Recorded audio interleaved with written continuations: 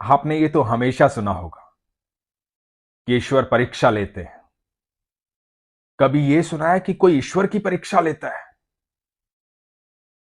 आज बड़ा अद्भुत प्रसंग आपको सुनाता हूं कि ईश्वर की परीक्षा लेने वाला है कौन और क्या ईश्वर परीक्षा में उत्तीर्ण हुए।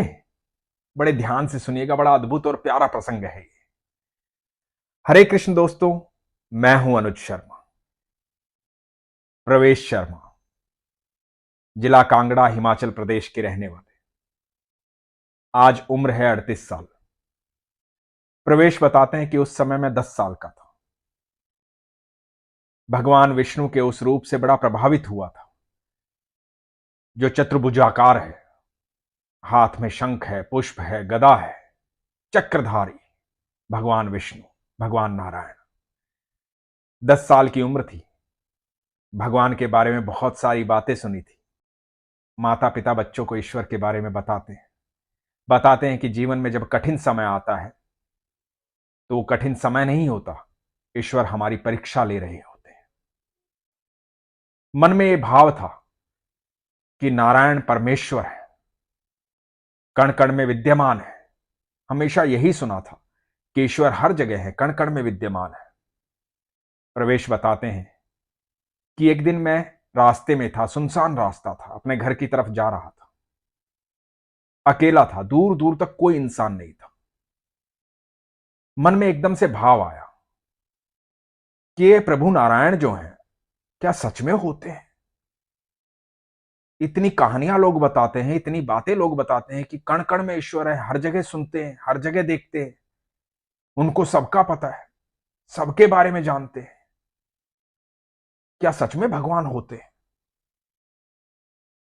मन में जैसे ही ये प्रश्न आया, दूसरी बात मन में ये आई कि वो हमेशा सबकी परीक्षा लेते हैं, तो क्यों ना आज मैं उनकी परीक्षा लूं। बाल रूप था, नटखट था, 10-11 साल की उम्र थी। हमारे ठाकुर जी भी बचपन में बड़े नटखट थे। तो प्रवेश जी का ये बाल रूप, 10-11 साल का, ऐसे ही मन में नहीं आई थी ये बात। ये बात इसलिए आई थी क्योंकि ठाकुर जी की अद्भुत कृपा थी उनके ऊपर।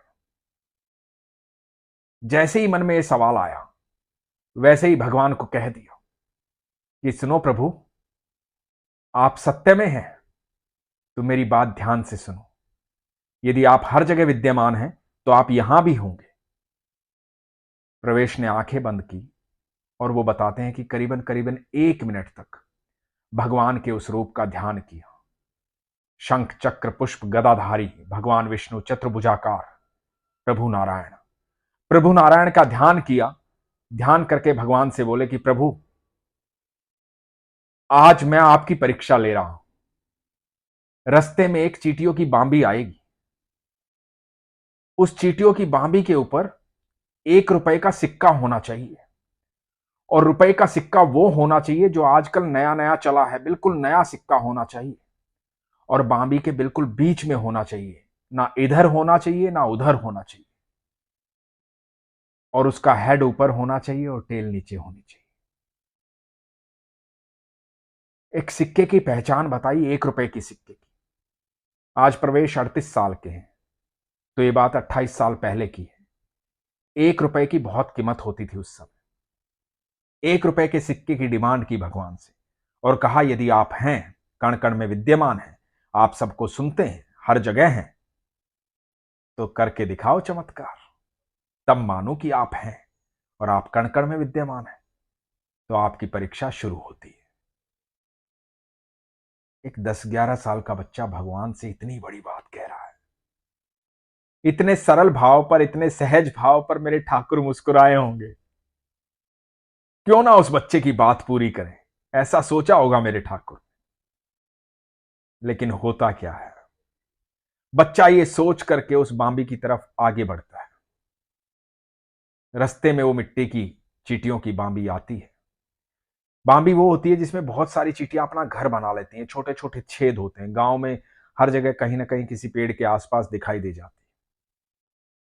अब प्रवेश आगे बढ़ रहे हैं, भगवान से कह रहे हैं कि भगवान, आप हैं तो बताओ, प्रवेश बताते हैं कि करीबन करीबन 10 मीटर दूर रह जाते हैं मिट्टी की उस बांबी से। दिल की धड़कनें बढ़ गई हैं।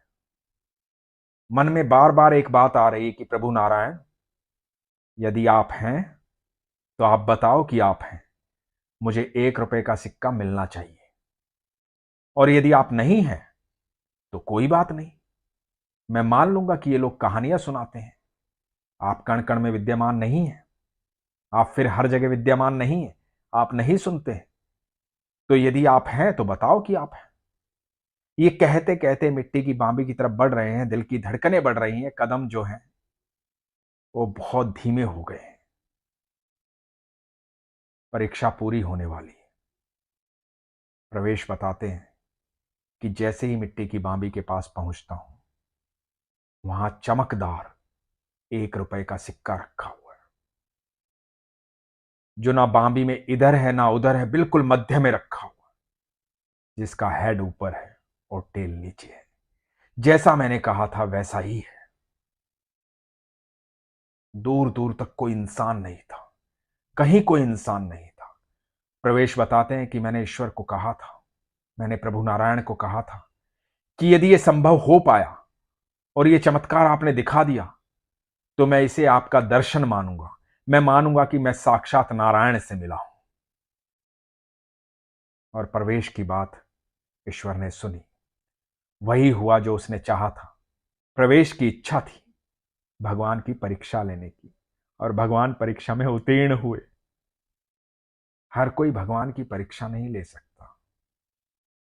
प्रवेश के भीतर स्वयं ईश्वर विद्यमान थे और उस बच्चे को उस उम्र में ये बताना चाहते थे कि जीवन में कभी भी अकेला महसूस मत करना, कभी घबराना मत, कभी डरना मत।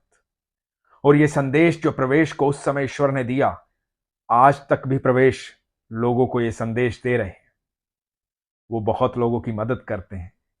एक एनजीओ चला रहे हैं कांगड़ा में। वो कोशिश करते हैं कि लोगों की मदद कर पाए।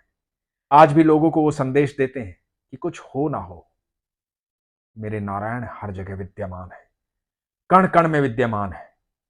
ईश्वर कण कण में विद्यमान है। वो अनंत ब्रह्मांड के मालिक है। वो साक्षात है, हर जगह है।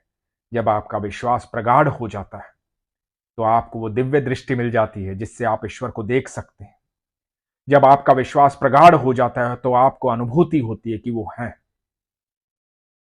कभी आपको बहुत अच्छी खुशबू आती है, कभी आपको कोई छू करके निकल जाता है, कभी आपको आपके शरीर में वो सिरहन महसूस होती है कि आपके रोए खड़े हो जाते हैं।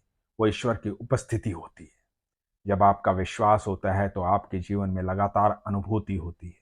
आपके सारे मार्ग खुल जाते हैं। बड़ी से बड़ी दुविधा जब भी आती है तो आप सिर्फ मुस्कुराते हो, घबराते नहीं। ईश्वर की उपस्थिति आपको कभी भी डरने नहीं देती है। आपके मन से भय को खत्म कर देती है।